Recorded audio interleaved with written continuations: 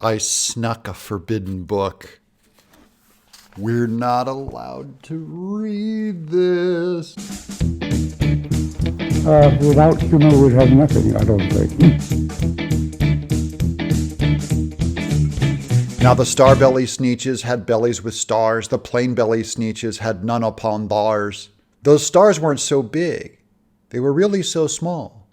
You might think such a thing wouldn't matter at all. Dr. Seuss was wise. I'm not entirely sure he even understood the size, the huge wisdom that he had in making these points. But the idea that we're not that different, especially when it comes to physical attributes. These are not significant, is what he's saying.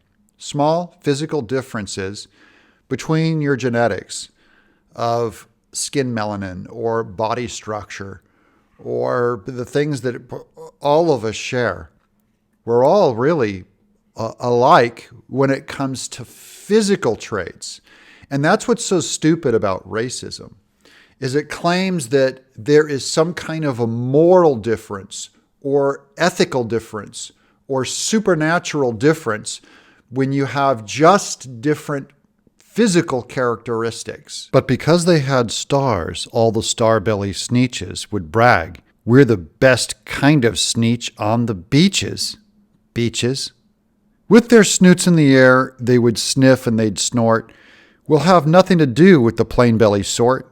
And wherever they met some, when they were out walking, they'd hike right on past them without even talking. So this is the basic roots of racism, that you can start treating people, a whole group of people, a certain way because of this physical characteristic about them. Was most commonly, obviously, performed by whites against blacks. It's very much within human nature for people of all walks of life to make generalizations about other people based on the way they look. We're symbolic people.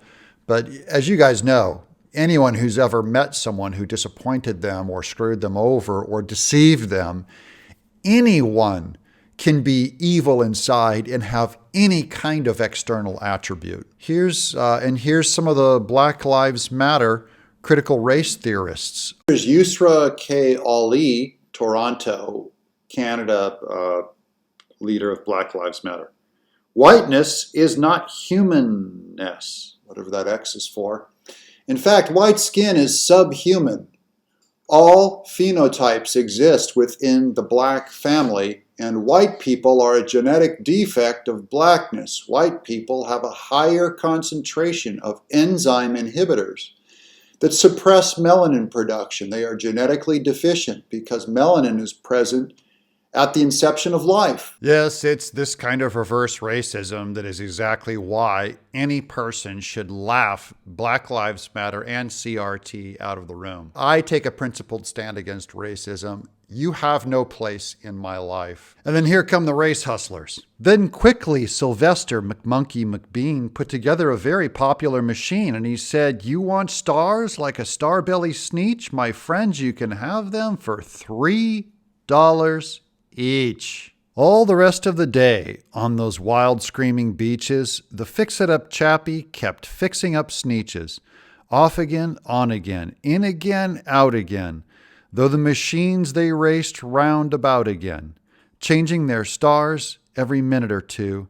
They kept paying money, they kept running through, until neither the plain nor the star-bellies knew whether this one was that one, or that one was this one, or which one was what one, or what one was who. And then came big tech, and they were pressuring people, peers, money, were virtue signaling as to how Black Lives Matter they were. They all put up the big black square, Nike, Burger King, name the company, Google.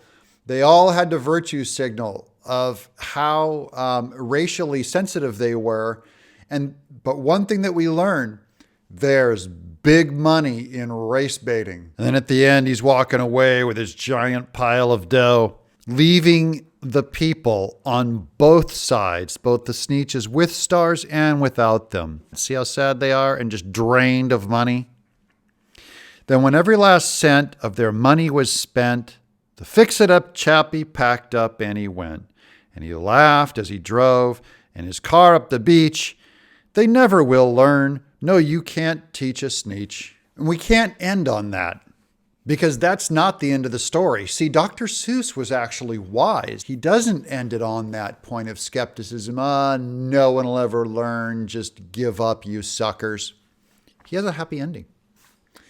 But McBean was quite wrong, I'm quite happy to say, that the Sneetches got really quite smart on that day. The day they decided that Sneetches are Sneetches and no kind of Sneetch is the best on the beaches, that day all the Sneetches forgot about stars and whether they had one or not upon theirs. In the end, there's a humanity that must respect the other one, that is the Imago Dei, the image of God on each other. That's what Dr. Seuss taught me. I'm Doug TenNapel, in exile.